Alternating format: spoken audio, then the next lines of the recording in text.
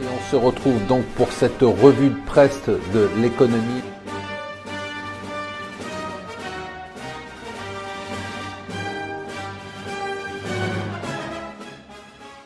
Bonjour et bienvenue sur Mon Financier pour la revue de presse de l'Écho. Nous sommes le jeudi 14 septembre. Alors ce qui est intéressant, c'est l'évolution des marchés, comme nous dit le Financial Times. Pourquoi c'est intéressant? Parce qu'ils nous donnent tous des signaux contradictoires.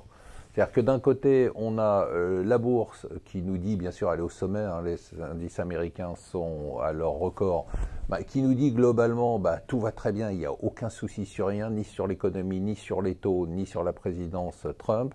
De l'autre côté, on a les taux d'intérêt long terme, qui eux sont très bas, hein, ils sont juste au-dessus de 2%, qui eux nous disent, globalement, l'économie va bien, mais ça va pas durer, et puis on s'inquiète un peu de la présidence Trump.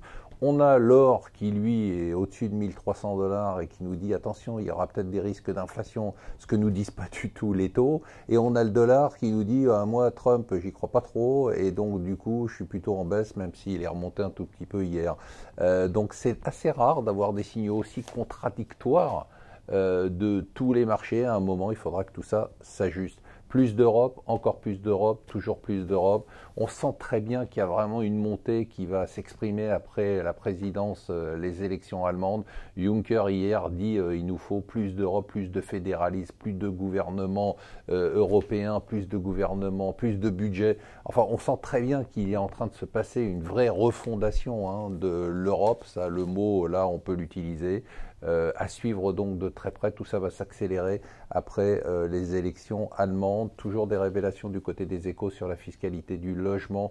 On a relevé un peu, le gouvernement a relevé un peu ses plafonds pour l'exonération de la taxe d'habitation. Ce qu'on sait aussi, c'est que le prêt à taux zéro va être un peu limité en termes de zone et que le dispositif Pinel est sous pression. Ça y est, c'est fait. Les JO 2024, c'est pour Paris. Écoutez, il paraît que le snobisme, c'est de dire que ça va coûter trop cher et que c'est pas une bonne affaire. On pense quand même que c'est une bonne nouvelle pour la France et pour l'image de la France. Une moins bonne nouvelle que nous donne le Figaro Économie. La grogne chez les fonctionnaires, en fait, ils sont très très énervés. C'est peut-être la surprise, c'est peut-être d'eux que va venir la grogne contre le gouvernement. Ils sont énervés par le gel du point, par la suppression des postes et puis par la hausse de la CSG. Donc préparez-vous, les fonctionnaires sont de mauvaise humeur et ça pourrait se ressentir. Voilà, restez avec nous sur Mon Financier.